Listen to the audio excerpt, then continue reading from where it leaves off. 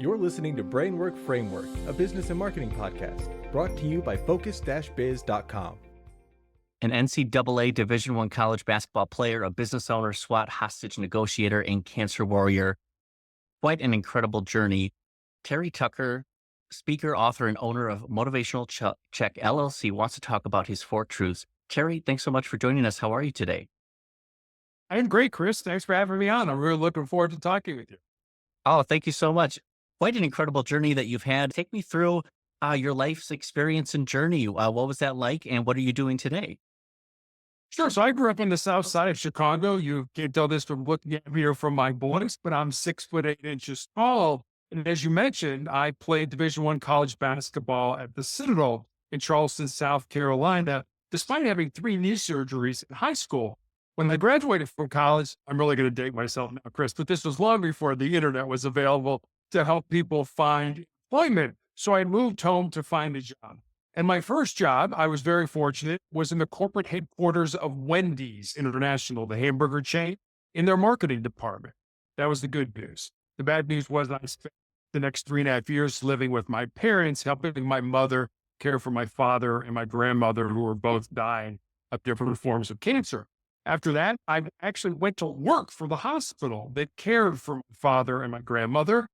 And then at 37 years old, made the major pivot in my life and became a police officer. And part of what I did was a hostage negotiator on the SWAT team. After that, I started a school security consulting business, coached girls high school basketball. But for the last 12 years now, I've been battling a rare form of cancer, a rare form of melanoma. And so I've been kind of cooped up, not being able to get out very much. I've tried to shift what I've learned from hostage negotiation and my business experience and help people. I've written a book. I have a blog that I write every week. I've been a guest on probably 700 podcasts all around the world. And I just say, hey, look, I don't have all the answers, but I've got some things that I've learned that I'm willing to share with the people that hopefully can help them. Well, we appreciate it. From your background and experience, we knew that you would have a lot of knowledge to share with us, and we appreciate you taking that time. And just this, that you want to give back now. You're helping other people, which is so important. And to deal with what you're dealing with, that has to take quite a strong mindset to overcome and to wake up every day and have a positive attitude. And that's one of your 4 truths that we're going to cover today. And it's about controlling your mind, or it will control you. And I know we can get in our head, imposter syndrome, anxiety, all of these symptoms can kind of come about. Tell us more about how we can use a better mindset so it doesn't control us. Sure. So I'll tell you a story. When I was at the Citadel, one year we had a president by the name of James Stockdale, and he had retired as a vice admiral in the Navy, but he was a fighter pilot during the Vietnam War. And he was actually shot down on a bombing mission and spent 8 years as a prisoner of war in the infamous Hanoi Hilton prisoner of war camp. And I didn't spend a lot of time around him. I mean, he was the president of the college. I wasn't hanging around with the president. But I remember being at an event where somebody asked him, who are the people that survived that brutality, that torture, that abuse? And he said, well, let me tell you who didn't survive. He said, the first group that didn't survive were the big, strong, tough guys who thought that they could handle any kind of abuse or torture. And the next thing he said really surprised me. He said, the other group that didn't survive were the optimists. He said, these were the people that thought they would be rescued or let go by Thanksgiving, Christmas, or Easter. And when Thanksgiving, Christmas, and Easter would come and go, he said, they weren't rescued. He said, those people died of a broken heart. He said, the people that survived were those who understood what they could control, which according to Stockdale was basically the breathing in their lungs and the thoughts in their mind. Everything else was at the discretion of the enemy and controlled it.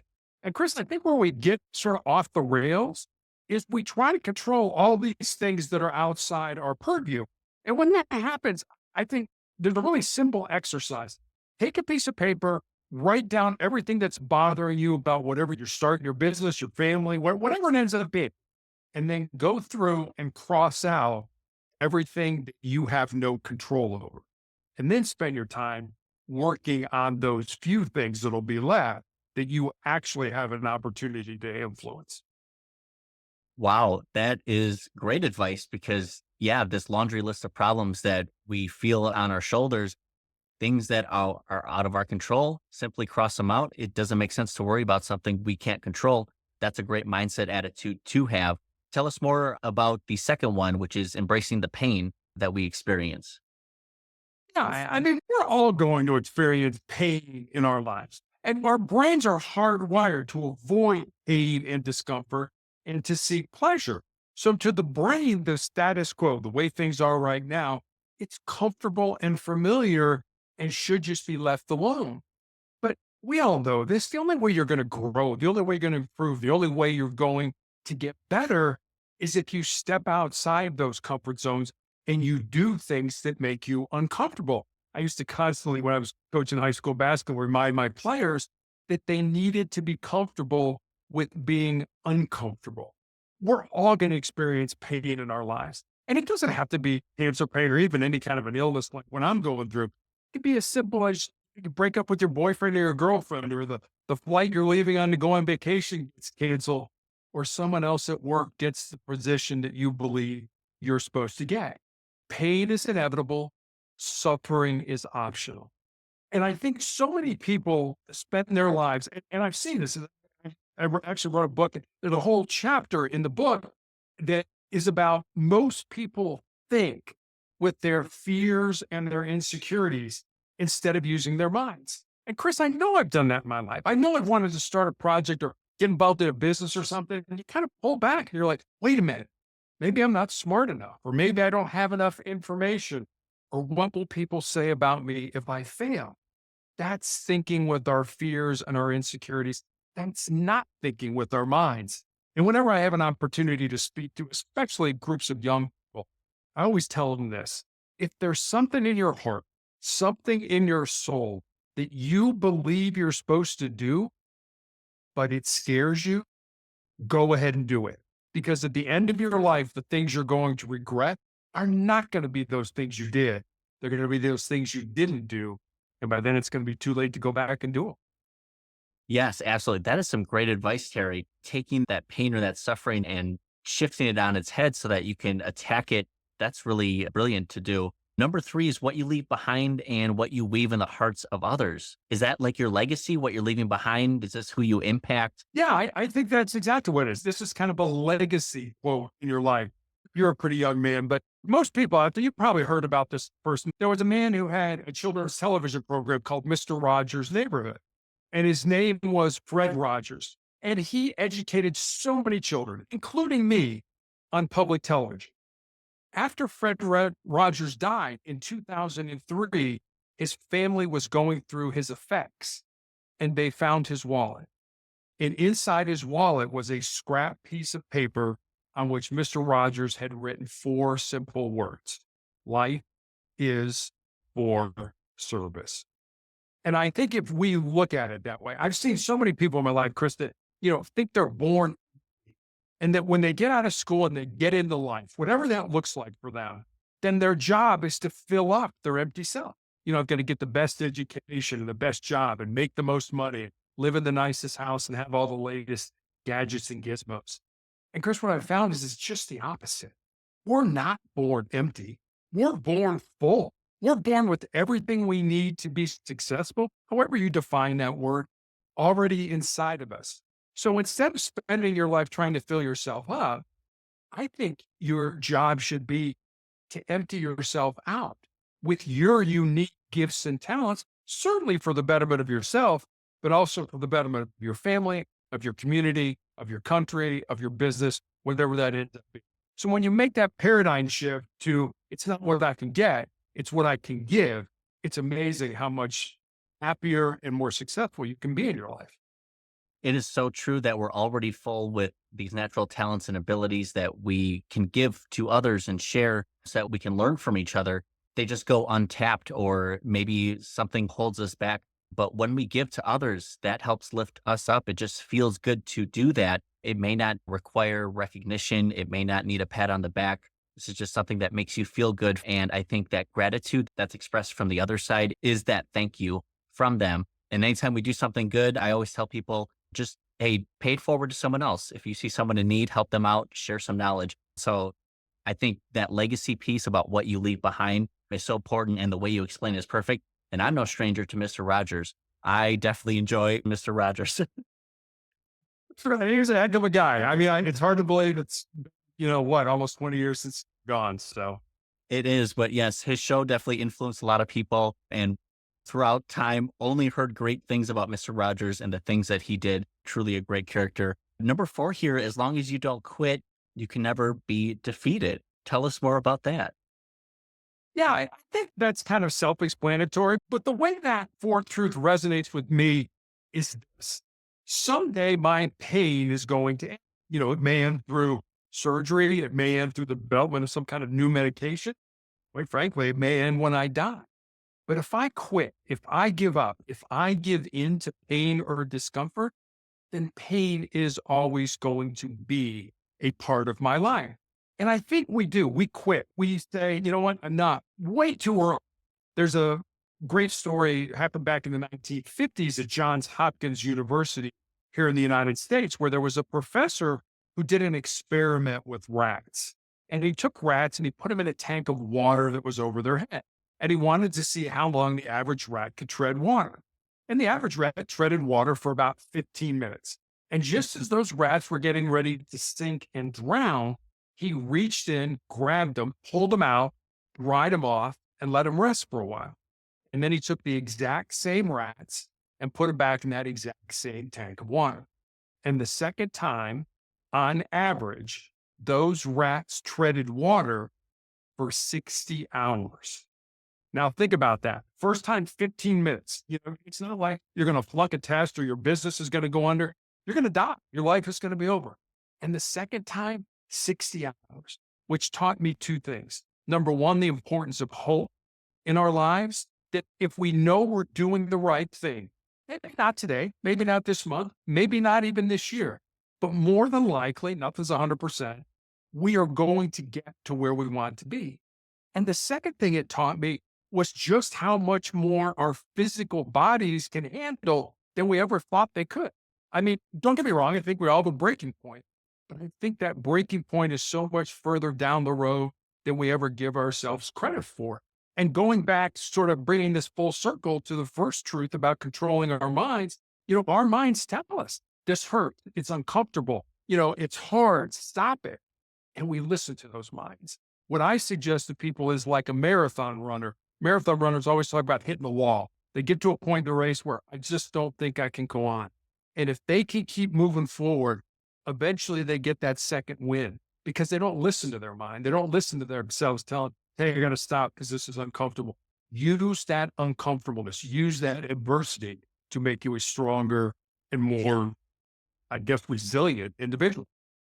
Absolutely. Terry, you hit the nail on the head, this resilience and not giving up. One of the reasons that a lot of business owners fail is simply they stop caring or they lose passion or they just give up. And like you said, it's that short-term sacrifice for the long-term gain. This marathon, it's not about sprinting fast. Take your time. You should be enjoying the journey of life or business or your career. It should be fun. And as soon as you brought it back to that first point, it's the mindset. There it is. The cycle repeats, which is perfect. That beginning mindset is so important. Terry, with your experience with coaching, with communications as a SWAT negotiator, communication is such a huge piece of business. It is marketing. It is how we communicate ideas and ultimately try to get to an end goal. What did you learn about communication from your experience? Any tips and tricks you can share with our audience here? When I first started, I remember they gave us a formula, not just law enforcement, but human beings, how we communicate with each other. And that formula was 7-38-55. So 7% of how we communicate a message to somebody else are the words that we use. And think how many times in your life, you're like, oh, I wish I hadn't said that, or I wish I'd said that differently. That's only 7% of how that message comes across. 38% is the tone of voice that you use with that message. Are you calm? Are you emotional? Are you yelling? So that's 38%.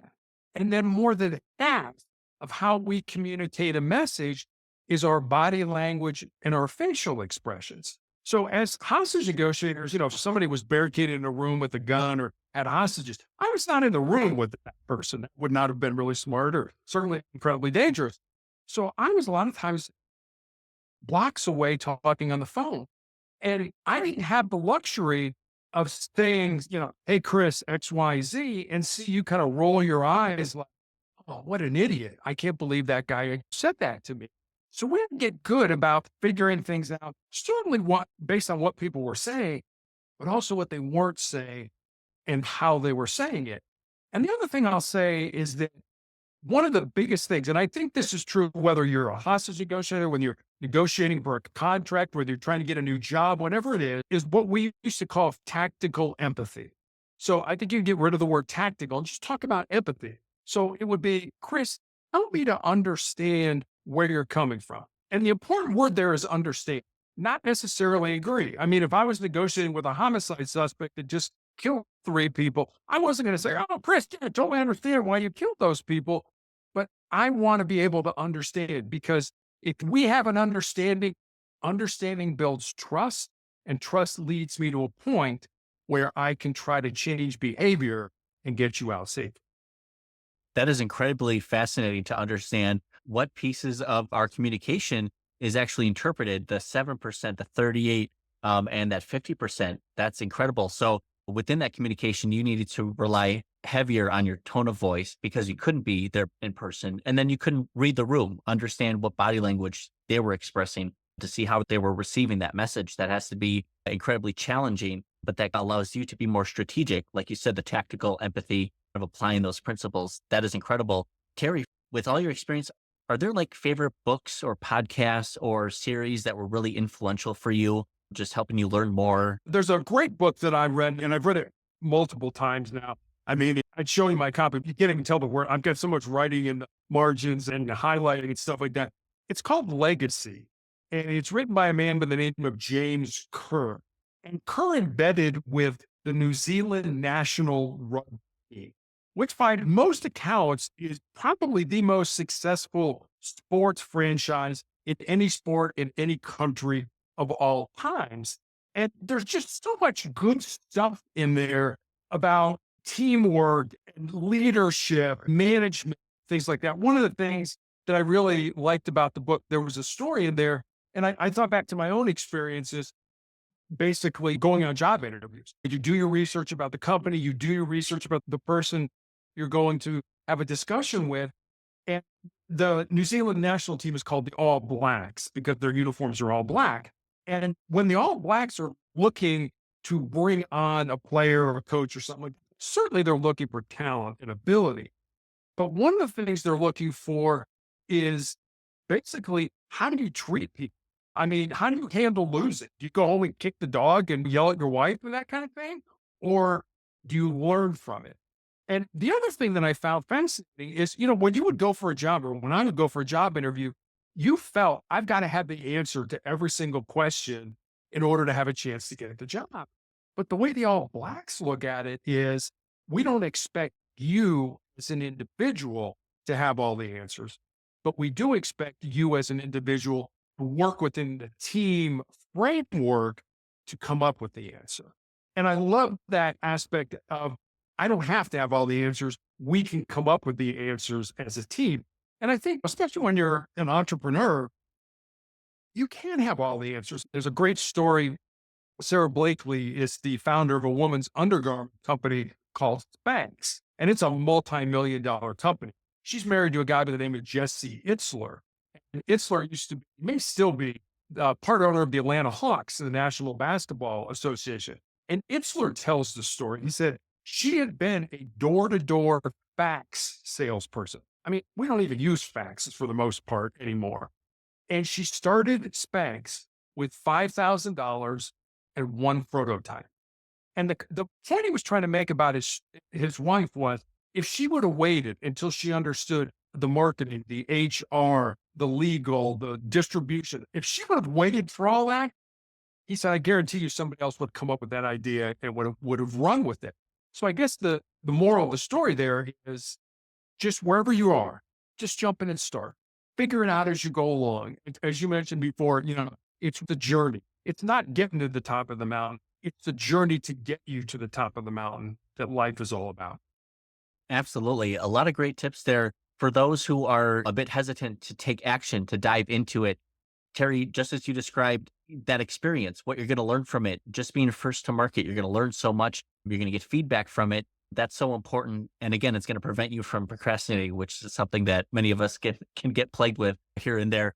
Terry, from your experience, if you could go back in time and tell yourself one piece of advice, what would you tell yourself? That's a great question. I guess I'd say this. It's more important who you work with and who you work for than the work you do. Find people that care about you. Find people that are willing to invest in you. Find people that want you to be successful in life. Hitch your wagon to those people and climb your mountains together. I love that, Terry. For those who are interested in getting connected with you, where can they find out more about you online and get connected with you?